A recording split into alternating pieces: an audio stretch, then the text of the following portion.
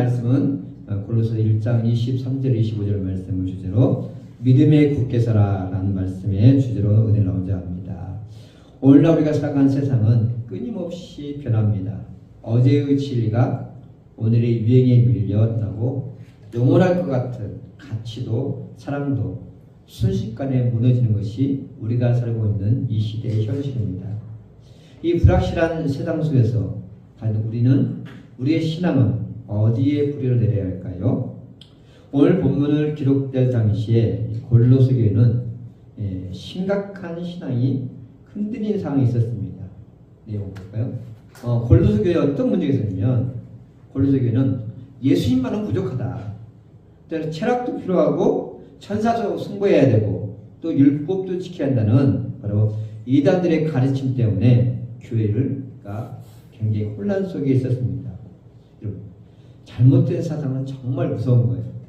여러분, 지금 전 세계가 사상 때문에 국가 간의 전쟁이 나고 가정이 혼란합니다. 남과 북이 대치된 이유가 뭡니까? 이념자예요. 북한은 공산주의 사상, 남한은 자유민주주의 사상.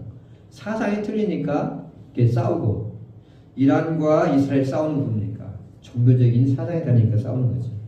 근데 이것이 교회 안에 들어오면 교회에 분열이 일어나죠. 한국의 큰 교회들이 분열의 원인 중에 하나가 바로 신천지 교회들의 이장 잠입 때문입니다.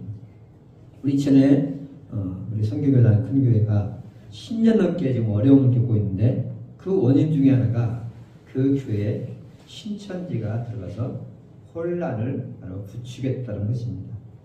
이 골로새 교회 성도들이 잘못된 신앙 사상으로 마음이 요동치고 있을 때 사도 바울은 샤디찬 로마 감옥에서 골로새 교회 성도들에게 편지를 씁니다. 그 한마디로 이렇게 외치죠.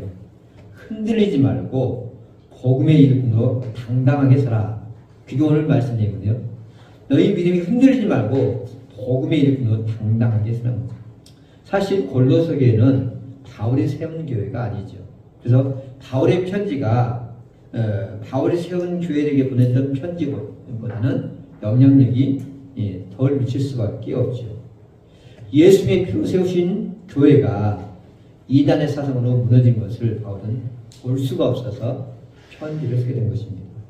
오늘 이 말씀을 통해서 우리의 혼돈의 시대 속에서 어떻게 믿음을 지키고 참된 복음의 일꾼으로 살아갈 수 있을지 함께 은혜를 나누기를 축원합니다. 바울은 23절에 이렇게 말합니다. 23절에 믿음의 자리를 지키는 것이 얼마나 중요한지 강조하죠. 23절에 보니까 만일 너희가 믿음에 거하고 터 위에 굳게 서서 너희 들은 바 복음의 소망에서 흔들리지 않냐면 그리하리라. 여기서 터 위에 굳게 선다는 것은 건물의 기초를 단단한 암벽 위에 내리는 것을 의미합니다. 신앙은 모래가 아닌 반석에 세워야 됩니다. 신앙을 모래 위에 세운다는 것과 반석 위에 세운다는 것이 어떤 차이가 있을까요?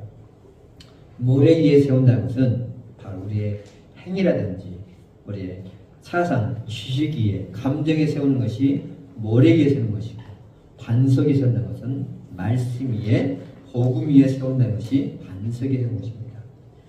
미국의 뉴욕에 보면 102층짜리라고 하죠.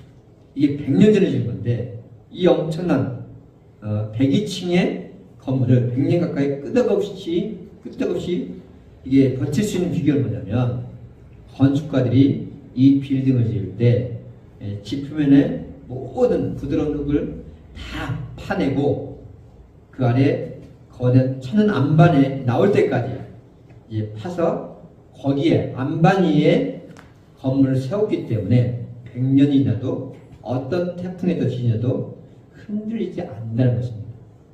국내도 아픈 사건이 있었잖아요. 우리 백화점 무너진 사건이 있었죠? 어떤 백화점입니까? 상품 백화점이 무너진 안타까운 사건이 있었죠. 이유가 뭡니까?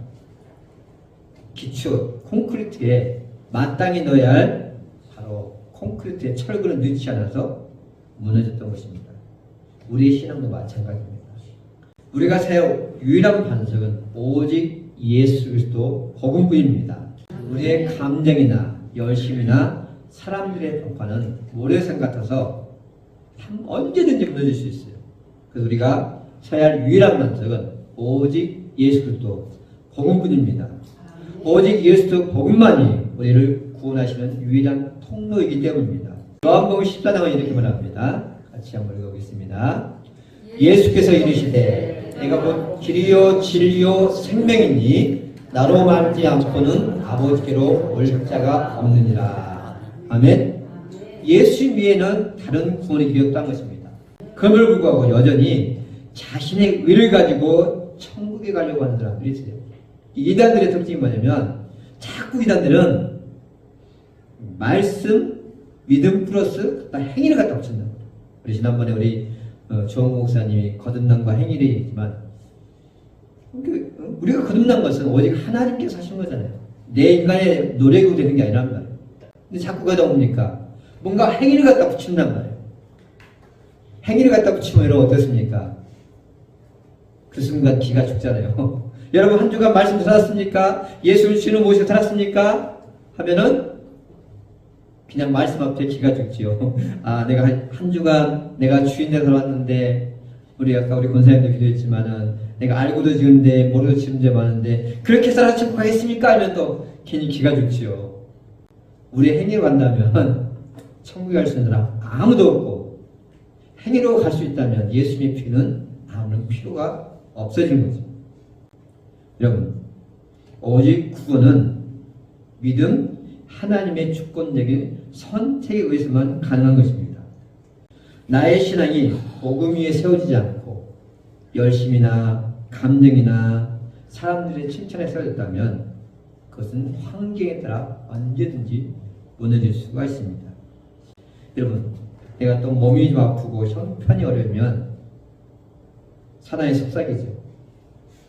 정말 하나님 나를 사랑하시는 걸까? 그래서 사탄이 정죄할 때가 그때 흔들리십니까? 그럴 때 내 감정을 바라보지 말고 말씀에 굳게 서시길 축원합니다. 24절에 바울이 이렇게 고백하죠. 복음에 굳게 선 바울은 이제 한 걸음 더 나가서 이렇게 고백합니다. 24절 말씀 앞에 적습니다.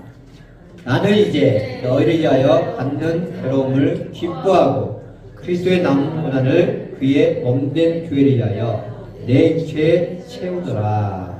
여러분 감옥에 갇혀있는 사람이 괴로움을 기뻐한다고 말합니다. 감옥에 있는 사람 기쁠까요?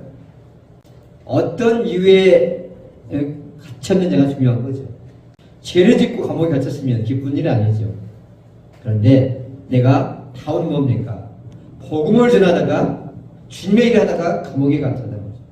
왜 근데 그게 기쁜 일일까요? 주님을 위해서 힘쓰고 있다가 신앙을 하나님이 반드시 상이 있기 때문에 하나님이 나에게 주실 상을 우리가 기억하고 그걸 기대하니까 기쁜 거죠. 여러분 고난을 좋아하는 사람 별로 없죠. 근데 바울은 자신이 받는 고난이 목적 없는 고통이 아니라 그의 몸된 교회를 유익하게 하기 위한 고난임을 알았기 때문입니다. 그래서 우리가 조심해야 할 것은 그리스도의 남은 고난이라고 말했던 바울이 예수님의 십자가를 통해서 구원사역이 이루어지지 않았다는 그런 의미가 아니죠. 꼭 이단들이 그러죠. 예수님의 십자가적으로 구원사역이 완성되지 않았어. 그러니까 뭔가 더 해야 돼. 그래서 그냥 이만희가 나오고 문선명이가 나오고 이런 이단 사이비들이 나오는 거잖아요. 예수님은 십자가에서 다 이루었다 했습니다. 그러면 그리스도의 남은 고난이라는 것은 뭐냐면 예수님께서 시작하신 이 복음 전파와 교회를 세운 일에 우리가 이 땅에서 겪어야 할 필연적인 희생을 의미하는 거죠. 주님을 사랑하기 때문에 교회를 섬기기 때문에 받는 고난을 바로 남은 고난이라고 얘기합니다. 우리 모두는 예수 믿는 순간 우리가 받아야 할 그리스도의 남은 고난을 모두가 가지고 있습니다. 여러분 십자가 없는 부활은 없다는 것입니다. 나이가 들고 기력이 약해지면 이제 내가 교회에서 무엇을 할 수 있겠나 희망하는 분들이 계십니까? 여러분 엔비디아의 창시자 젠슨황이라는 분이 유재석이가 진행하는 유퀴즈에 나와가지고 자신의 성공 비결을 이렇게 말했어요. 자신이 이렇게 성공할 수 있던 비결이 뭐냐? 그 사람 정말 가난하고 힘들게 살았거든요. 근데 그가 성공할 수 있는 일은 실패를 두려워하지 않고 도전했기 때문에 이 자리에 설 수 있다고 했던 거죠. 사람들은 고난을, 실패를 두려워하죠. 싫어합니다. 하지만 사람은 고난받는 만큼 성장합니다. 아픈 만큼 성숙해집니다. 고난은, 실패는 성장과 성숙의 과정임을 기억하시길 축원합니다. 우리 이런 말 하잖아요. 실패는 성공이 옵니다. 실패 없이 성공하면 그 사람은 교만해질 수밖에 없어요. 근데 수많은 실패를 통해서 성공하는 사람은 뭡니까? 내가 잘나서가 아니라 하나님이 나를 이곳에 세우셨구나 하니까 그만큼 실패를 통해서 성공한 사람은 교만할 수 없고 더 겸손할 수밖에 없다라는 것입니다. 하나님께서는 모든 사람에게 자신이 섬겨야 할 자리를 주셨습니다. 즉 모든 성도에게 자신이 져야 할 십자가를 주셨습니다.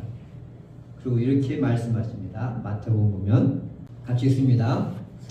또 자기 십자가를 지고 나를 따르지 않는 자도 내게 합당하지 아니하니라. 아멘.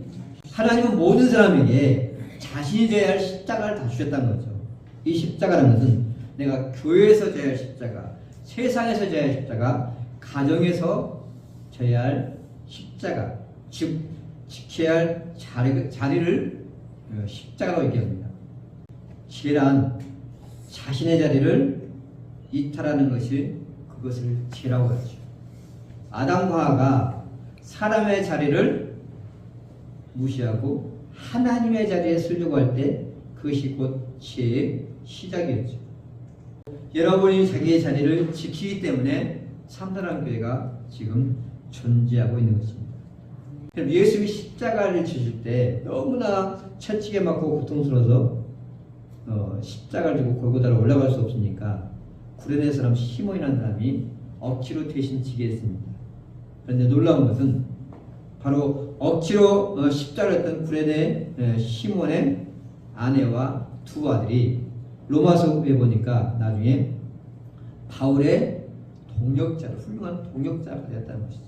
여러분 힘들다고 이스라엘 때를 떠나면 결국 나오미처럼 탕자처럼 빈손으로 고생하고 돌아오게 됩니다. 사랑하는 성도 여러분, 내가 헌신으로 교회를 섬겨오신 나의 모든 소를 주님이 알고 계십니다. 여러분의 바로 머리에 흰머리, 다들 흰머리인데 염색을 해서 흰머리가 아니죠. 하나님이 다 그걸 알고 계시고 그것이 하나님의 믿음의 열관입니다. 다 힘하시고 복음의 소망에 굳게 서시고 내게 맡겨진 예배의 자리, 기도의 자리를 끝까지 지킨 날 주님 앞에 섰을 때 착하고 충성된 동안 잘하였다고 칭찬받는 우리 모든 성도되기를 축원합니다.